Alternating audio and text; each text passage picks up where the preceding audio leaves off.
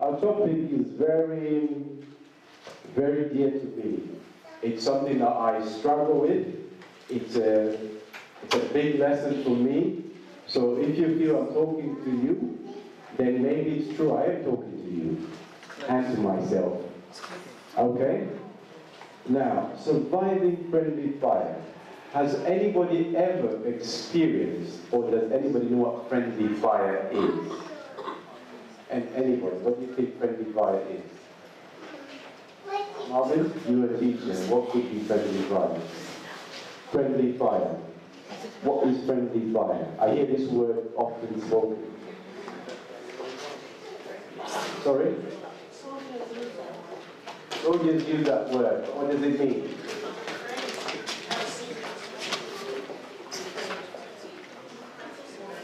Okay. Shot by your own men. Anybody else? What do you think? Yeah, shot by your friends, well done. Anybody else? What is friendly fire? Anybody? Hurting someone that you shouldn't? Okay, alright. Oh, I have two definitions which I found on the internet. It said, friendly fire is an attack by a military force on friendly forces. So basically, these are your allies, you are in it together. So you go to war against a certain country and you end up shooting at the people that were actually with you, that are supporting you in the war. That's friendly fire. So you understand that. And friendly fire can cause injury, even sometimes death, to one's own army. You can even, it's a when you misidentify someone, you can even shoot somebody from your own team. Even it happens, where the army is shooting and maybe you fell asleep, you took off your jacket and you're there sleeping and they're shooting, it's dark, they can't see properly, somebody will shoot you. It's called friendly fire. Now, I'll make a quick disclaimer right now. Please pay attention. My father loved me to bits. My father would have died for me if I needed to. My father would have given anything he cared for me. Yes? I've made that, and is that clear with everybody? But my father also shot at friendly people. So I was the person who got this friendly fire. As a child, I received a lot of criticism. I received a lot of things from my dad. Me and my dad were not really the best of friends. I actually did not even, I couldn't stand my father sometimes. And even times when I was baptized, Holy Ghost filled, preaching and everything, when I had to pick up the phone to call my father, he was like, really did not want to do it. I love my father. I did say it, I love my father. But I experienced friendly fire from him. This friendly fire has some scars on me. I suffer from depression. I suffer sometimes from self-motivation. Even when I speak, people sometimes, I'm a very shy person because I was injured so much, I was put down so much that even if I did do something really good, I still don't have confidence in myself, even up to now. It happened many, many, many, many years ago, but the effects are still there. I developed a new tactic to counteract my depression because I had no support from family, friends, and everybody. So I developed like an alter ego. Basically, like another personality which everybody liked. I became the person who was like, no, I'll listen to everybody, I will make everybody laugh. So that nobody actually could see the hurt that was happening in my life. because I knew nobody cared. I wanted to be born in a different family. I was saying, you know, I wish I was born in America, I wish I was born in there, I wish I was born in there, not realizing when you grow up that it doesn't matter where you grow up, it's the same thing. So, I developed this character, I was joking, so I was able to shun things away from me, and people didn't realize. But this character I developed, unfortunately, took over, and to such an extent that I actually, most of the time, do not know myself, because I'm so used to being this character. One other thing I did, which helped my depression without knowing, was that my dad one time put on some music. He was on a vinyl. The kids don't know about this, I'll tell you. It's a record. It's like a big round thing, and you know, you play it. One day I'll show you what it is. So I put on one of these songs, and it was the olden days. Dad loved this music, and it was teaching us to dance.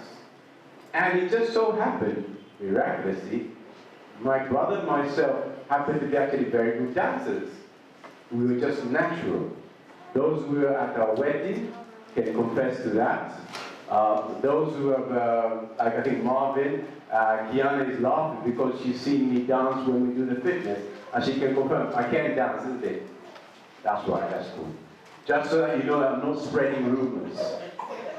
Alright, yes, because you know you have to be very truthful. So, I developed dance, and what happened is, it was my escape. And through dancing, my brother and myself, probably most especially me, became very particular. So when we danced, it was not about just throwing your legs and just kicking. It had to be exact. If the dance move was kick your left at a certain angle, you had to do it at a certain angle. If it was move your hand this way, it was to do that and do this. You had to do the same thing. So we came up with a group with some friends, and we used to dance, and this was my escape. Even when I got friendly fire, the one thing I always ran to was my dancing. And that was the only thing at the time that my dad actually praised us, including myself, for. So I carried on this thing so that it would be something like a runaway, a place where I felt safe. If I was doing this, I was safe. We were so good that we beat anybody. We never fought. I know the teenagers now, you have a beef with somebody, you fight. Our beef was on the dance floor. You know, you thought we were better, we went to do better moves, we learned better things, and we were there dancing. So I carried on this thing. Not only did I dance to help me with my depression, all this was unknown to me. I just found this out. My dad loved sports. So he figured that if you have boys, you know boys have energy. So you need to make sure that they expel this energy somehow. So he lets you do sport. And so I played football.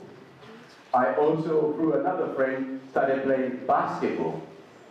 And I love all the games. In our family, all the boys did every type of sport. So athletics, we talk about 100 meters, 200 meters, 400 meters, 800 meters, high jump, long jump, discus. I did everything. Every single thing, I did that. These things helped for a while. They helped for a while. And they helped to keep everything under control. But I do tell you that even now, when I receive friendly fire, I still sometimes go into depression. Sometimes when I look at my friends and I see what's happening in their life, how they've progressed, I feel a little bit of depression.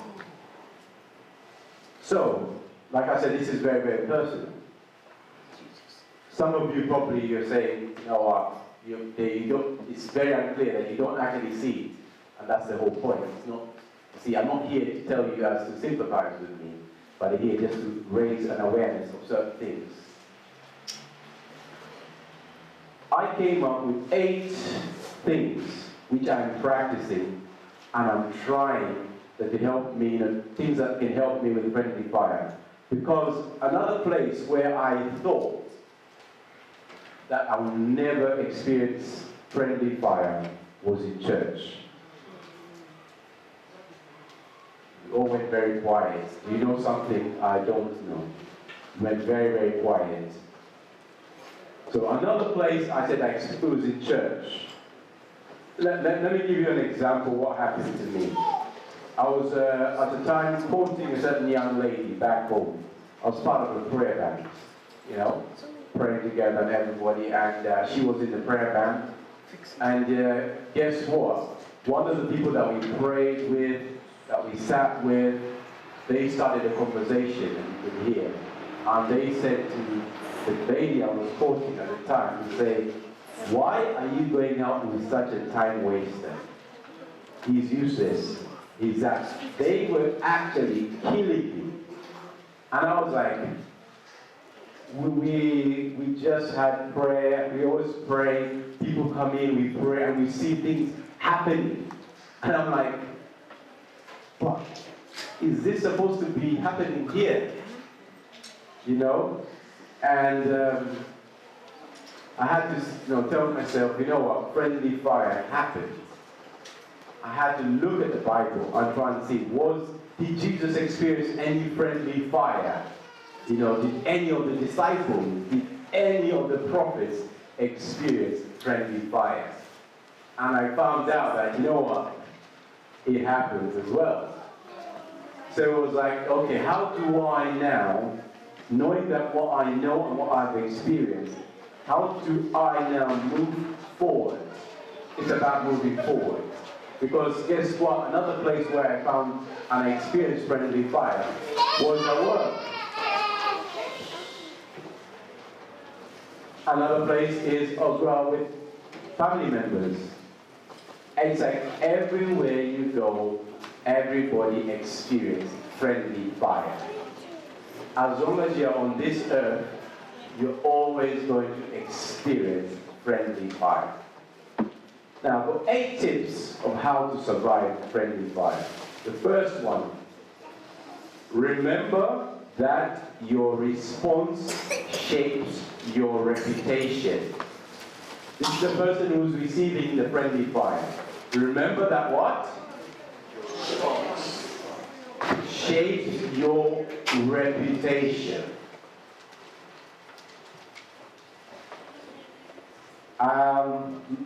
Matthew 27, 11 to 12.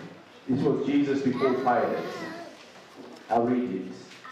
Meanwhile, Jesus stood before the governor, and the governor asked him, "Are you the king of the Jews?" "You have said so," Jesus replied. When he was accused by the chief priests, elders, he gave no answer. Then Pilate asked him, "Don't you hear the testimony they are bringing against you?" But Jesus made no reply, not even a single charge, to the great amazement of the governor. Your response shapes your reputation. Now, one thing you have to note in this is this text, that Pilate is not a Jew. Pilate generally, to be honest, they did not care about Jews. You were lower than dirt. They did not care about you. But the way Jesus responds to friendly fire amazes him, that he now is paying attention to what's happening. He's paying attention, and now he's trying to say, "No, aren't you going to respond?" Because he himself wants to respond that, this is a lie. He can see that it is a lie. There are times, brothers and sisters, when you don't need to respond to everything that's said against you.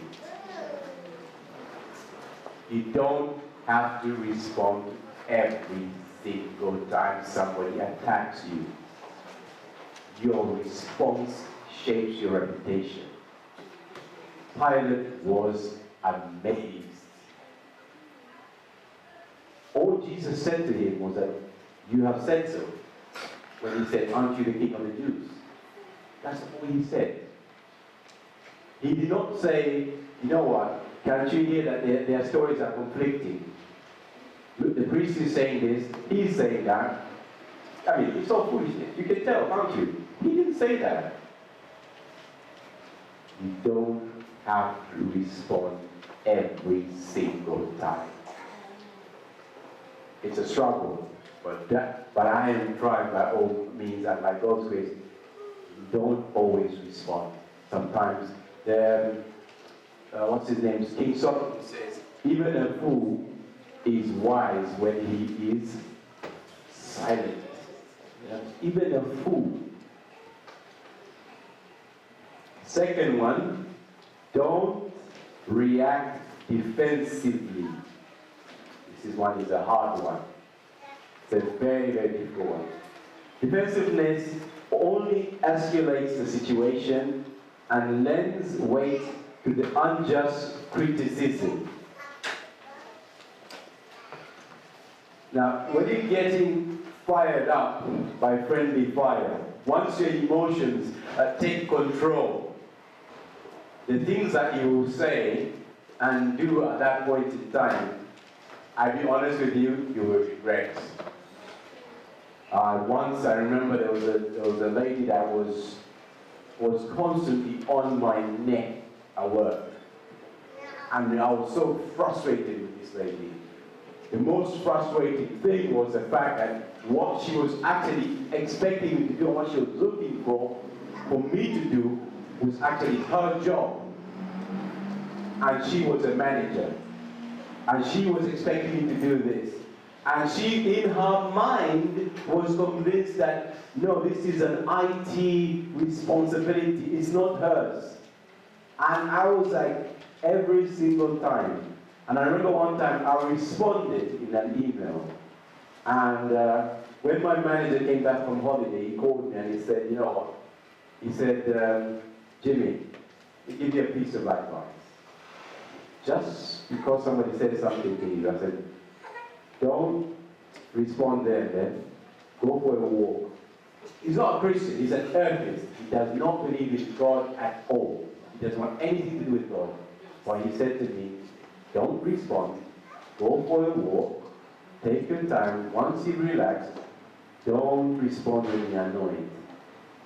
And I was like, wow. He says, I know you, I've seen all your emails, and I could tell that you were upset by just reading the mail.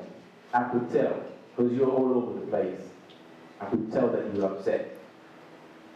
But I was acting out of, I was defending myself. When you react with emotions, it just makes things worse. James chapter 1:19 says, my brothers and my sisters, please note, everyone should be quick to listen, slow to speak, and slow to become angry.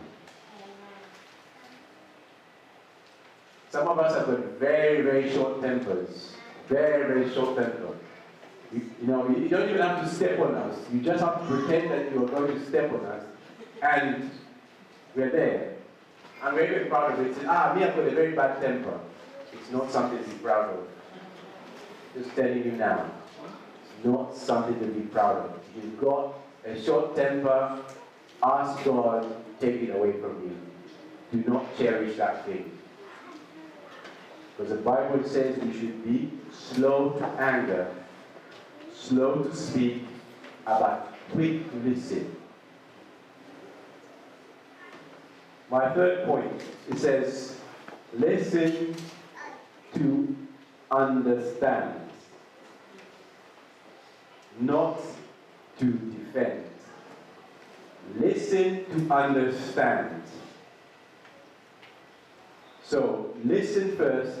Try to understand what is the person really trying to say. try and zero in. What's the point? What point are they trying to raise? Because when you actually look and listen, it might be good, it might be bad, but it will also shape your reaction and your response much better if you try and analyze what are they really trying to say. Where are you going with this? Number 4, acknowledge any truth that is present in that friendly fire. Acknowledge any truth that is present. Now, I did say that my father, was very aggressive and he said, so many things. One thing that was true, what he said was that, Jimmy, you're lazy. And I was lazy. I can't deny that. I was lazy. Not lazy in terms of, I couldn't go out and do things. But in terms of my work, I was lazy. Because I was actually depressed. So studying and all these other things, all I was looking for is a way out of this house. So I didn't really study. And so there was truth in what he said. I was lazy. And my teachers told me I was lazy. Because they knew that a lot of the times, if I learned something and I got it, that was it. I didn't even study it. They know I will still get the B or the A. And they'll be looking at me. They know, you know what? If you got the B, you could have got an A. But I was so depressed that, you know what? Even when people were telling me you're lazy, and if you work hard, this is actually benefits you, I couldn't listen. Because as far as I was concerned, it was a criticism. I was just thinking of what they were saying against me. That I didn't focus on that. So some of my teachers really, really despised me. My biology teacher, I think, was one of the few that really despised me. Because chemistry, I always got an A, and in biology, I'll get a D. Just like that. And you'll be like, there's no way you're very good at physics, you're very good at maths, you're very good at chemistry, you are very good at most of the things. And I know that you're just lazy. What's true? Okay, fifth one. Consider the source. What do I mean by this? If the person delivering the criticism, right, is prone to dramatization, criticizing others, being egoistic, and behaves in a particular pattern, consider the source before you respond. Sometimes, there's certain people that, there is no pleasing them.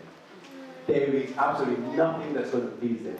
No matter what you do, they always look for something. And if they didn't give a point to something like, if somebody doesn't raise the idea, if it's not their idea, they don't like it. Whatever you say, you're wrong, and they will put you down because it's not their idea. They're like that. You need to consider the source. And sometimes, like I'll show you, you have to be also look at it in a different way. Matthew chapter 16 and verse 29. Matthew 16:29, it says, or you want me to wait, are you there? If you go there, I'll let you go get there. Matthew 16, verse 23, 16:23. The book of Matthew. I read in your hearing. Jesus turned and said to Peter, "Get behind me, Satan. You are a stumbling block to me. You do not have in your mind the concerns of God, but merely human concern." Now, before this actual text, if you read a couple verses behind, what did Peter say? Peter said, when Jesus asked him, "Who do people say I am?" Peter said, "You are the Christ." And then, just not so long, he now is actually was telling Jesus, when Jesus said, I'm going to die on the cross, Peter is saying, no, nothing of that's going to happen to you. We're going to protect you. It's all good. I've got your back.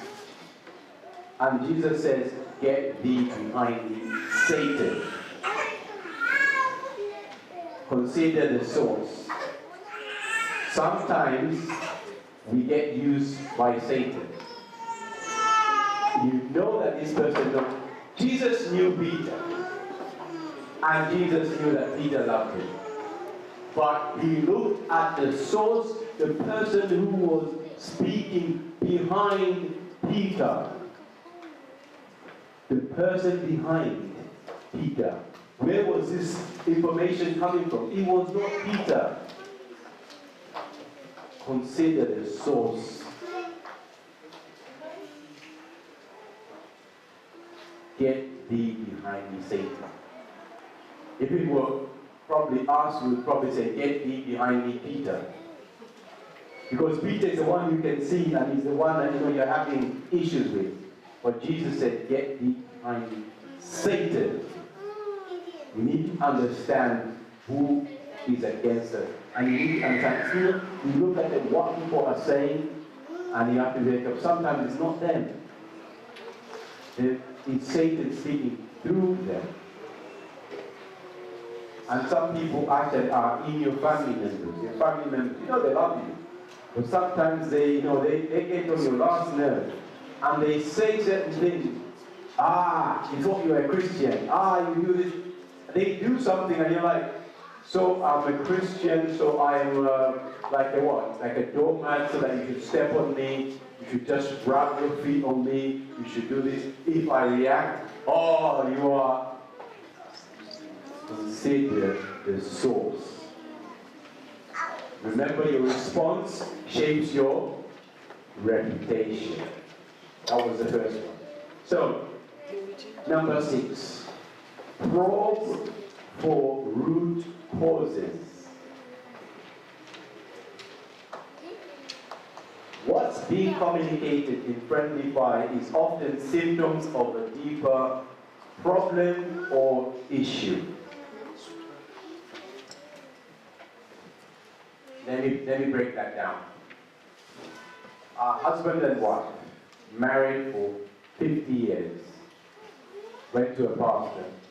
It's a true story. Went to a pastor, and the pastor was like, okay, what's the problem? They wanted to separate. What's the problem? And they were talking, this one said this one said that, this one said this. And you could tell, they were all petty things. He squeezes a toothbrush in the middle, and it's been 50 years. She's always telling me to put the seat down, and he always puts his clothes here. She's always doing this with my money. And then, so he said, what really is the problem here? Because what you're talking about is really, really petty. Do you know what both said? I don't love him anymore. So the problem was not that he left the seat up. The problem was not that the other one squeezed the toothpaste in the middle. Just said, I don't love it anymore. What is actually the issue here? What is the issue? And sometimes, you've got to ask people, ask the question. Somebody raises something and says, you didn't sweep the church properly. Okay, what makes you think I did it? Because there was this dirt on there. Okay, when did you come in the church and see that? You see, ask a question. And the more you probe into it, you may find that, you swept the church on Thursday, but there were some people who came in on Friday, and that is why the church was actually messy. But until you probe the person with more questions, you actually won't be able to react properly. But you need to probe more. It could be that the person who's actually saying something to you has some issues that, they just need you to talk to them. They have nobody to talk to about a few problems they're facing. So the only way is to lash out at everybody on anything. Sometimes all they need, I love you. Say, are you okay? All of a sudden, you know what? They start talking about something totally different. Just grab them to the side. You know, I missed you this week. As if you're not interested in that. You'll be surprised to find out what really the issue is. Nothing to do what they were talking about. Always try and probe further and find deep what is the problem. Number 7. Understand their will. Understand their will. This is a bit more true to me in the sense of what in the kind of work I do. So if somebody calls me up or calls and says they have a problem, right? I need to try and understand what they need, how that problem actually is a problem to them. Because to me, what you consider a problem is something like, we can look at this in the next 3 days. It's not really that much of an issue. But to that person, it is an issue. It is a big, big, big issue. You know? So sometimes you need to try and understand them. There was a book I was reading, it said The 7 Habits of Highly Effective Men and Women. You're laughing. Only one person got that one. That's fine. Highly effective men and women. And in there, one of the lessons was that before you actually speak, try first of all to understand the point of that person, where they're coming from, before you can even offer a solution. You get what I'm saying? Does it make sense? And this is something I have to apply. I have to try and understand what really is the problem. I need to understand from your perspective how this problem is actually a problem. It could be that maybe you need more training. Maybe you just don't understand, or you don't like the computer. They're doing a new computer and you just don't like it. Because the keyboard feels funny, this feels funny, and so I can't type any quicker. Maybe we just need to get you a new keyboard. Not that the actual problem is the software, but it's just maybe you need a new keyboard. It's just try and understand what the person's world, what's happening in your world. How is this a problem to you before I offer you a solution? Which is why when you go to the doctor, how many of you have gone to the doctor and tell them, I have a headache? And they say, okay, here's a paracetamol. They start asking you questions, isn't it? Oh, okay, what's happening with you? Oh, doctor, I'm not sleeping. Oh, I'm not doing this. I haven't been. Okay, are you stressed at work? They sort of trying to understand, because that's just a symptom, but they're trying to understand what's causing this. So if I understand your world, then I can be able to better tell you something. I might just say, you know what, you don't need a paracetamol. What you need is sleep. Go home, drink some water, close the thing, sleep. Simple as all that. The last one, remember that you are more than the criticism. I love this one. Because criticism brings us down, That's why they call it criticism. It's a negative word. They bring you down. But remember that you are more than the criticism as an individual. One thing I always tell myself, remember, Jesus died for you. Jesus died for me, and he felt I was worth dying for. He has my name written in the palm of his hands. You are worth more than the criticism. And the golden rule that I tried, that even when you receive these things, for the person receiving, the golden rule is always what we read in Matthew chapter 7:12. Do unto others as you wanted to do unto you. Just because people are very critical and always criticizing you does not mean you should do the same. Do unto others as you haven't done unto you. People are watching. I read a very frightening text. It comes from the Review and Herald, and it states this: how grieved Christ is by the lack of love and tenderness manifested by his people in their dealing with one another. He notes the words, the tone of their voices. He hears the harsh, severe judgment passed on those on whom he, in his infinite love, is presenting to the Father. He hears every sigh of pain, the sorrow caused by human harshness, and his spirit is grieved. Apart from Christ, we can do no good thing. How inconsistent, then, it is for human beings to exalt themselves above others. How strange that any should forget that they must repent in common with their other fellow believers, that we all sinners saved by grace. Let God's messengers act as wise men and women. Let them not lift up their souls unto vanity, but cheerfully, humbly. Thus says the high and lowly one that inhabits eternity, whose name is holy. I dwell in high and holy place. With him also is of those of a contrite and a humble spirit. Let not the criticized ones become discouraged. For while others are condemning them, Christ is saying of them, I have them written in the palm of my hand. By creation and by redemption, thou art mine.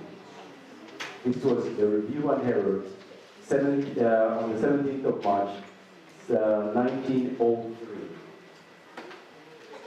My last one is a little poem, which I love. This is my, when everything is bad, this is the one I hang on to. It says, I want to let go, but I won't let go. For there is battle to fight by day and by night, for God and the right, and I'll never let go. I want to let go, but I won't let go. I am sick, and it's true, worried and blue, and I'm worn through and through, but I won't let go. I want to let go, but I won't let go. I will never yield. What? Lay down on the field and surrender my shield? No, I will never let go. I want to let go, but I won't let go. May this be my song, repentance of wrong. Oh God, keep me strong, that I never let go. Amen.